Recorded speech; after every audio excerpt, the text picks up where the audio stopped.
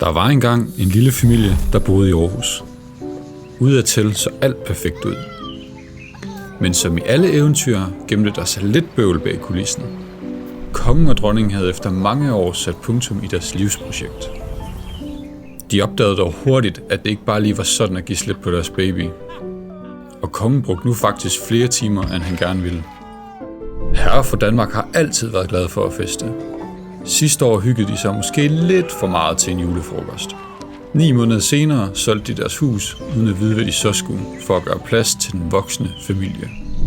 Skønheden og udyret var midt i deres eventyr. De studerede flittigt, eller i hvert fald det meste af tiden. De levede af pasta med ketchup, drak vin til 39 kroner og drømte om den dag, hvor SU'en ikke længere bestemte deres liv.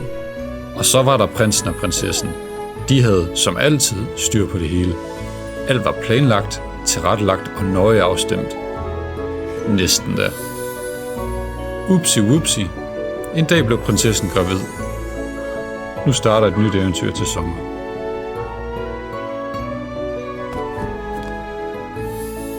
Snip, snap, snude, så var den historie ud.